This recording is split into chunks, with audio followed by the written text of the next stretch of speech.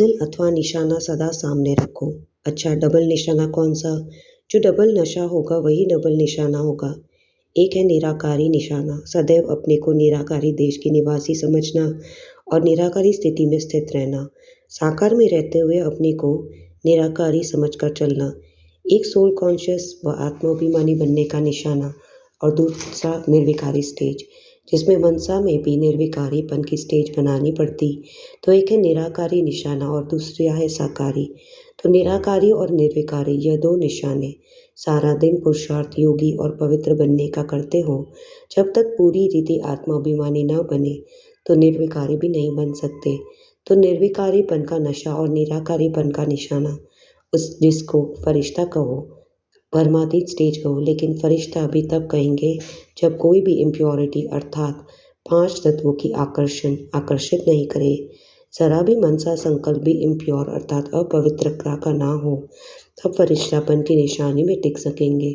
तो वह डबल निशाना भी सदैव स्मृति में रखना। कर्म की गुह्य गति जानकर अर्थात कालदर्शी बनकर हर कर्म करो। कोई भी कर्म करने से पहले जो बाप दादा द्वारा विशेष शक्तियों की सौगात मिली उनको काम में नहीं लाते, सिर्फ देखते सुनते खुश होते, परंतु समय पर काम न लाने कारण कभी रह जाती।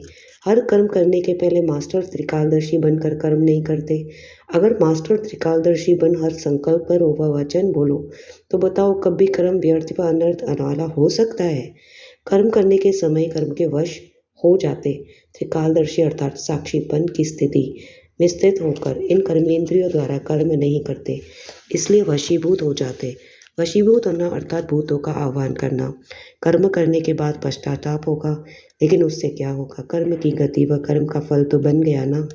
तो कर्म और कर्म के फल के बंधन में फंसने के कारण कर्म बंधनी आत्मा अपनी ऊंची स्टेज को पा नहीं सकती। तो सदैव यह चेक करो कि आए हैं कर्म बंधन से मुक्त होने के लिए, लेकिन मुक्त होते होते कर्म बंधन युक्त नहीं हो जाते। ज्ञान स्वरूप होने के बाद वो मास्टर नॉलेजफुल, मास्टर सर्वशक्तिवान होने के बाद अगर कोई ऐसा कर्म जो युक्ति युक्त नहीं है वह कर लेते, तो इस कर्म का बंधन अज्ञान काल के कर्म बंधन से पदम गुणा जाता। इस कारण बंधन युक्त आत्मा स्वतंत्र न होने कारण जो चाहे वह नहीं कर पाती। महसूस करते कि यह नहीं होना चाहिए, यह होना चाहिए, यह मिट जाए, खुशी का अनुभव हो जाए, हल्कापन आ जाए, संतुष्टता का अनुभव हो जाए, सर्विस सक्सेसफुल हो जाए या दैवी परिवार के समीप और स्नेही बने, लेकिन किए हुए कर्मों के बंधन के कारण चाहते हुए भी वह अनुभव नहीं कर पाते। इस कारण अपने से व अपने पुरुषार्थ से अनेक आत्माओं को संतुष्ट नहीं कर सकते और न रह सकते। इसलिए कर्मों की गति को जानकर अर्थात त्रिकालदर्शी रूप में भी हो जाते, उनका हिसाब किताब बहुत कड़ा बनता। तब तो कर्मों की गति को जानकर त्रिकालदर्शी बनकर हर कर्म करो, तब कर्मातीत बन सकेंगे। छोटी गलतियां संकल्प रूप में भी ना हो, उसका हिसाब किताब बहुत कड़ा। छोटी छोटी गलतियां बड़ी समझनी।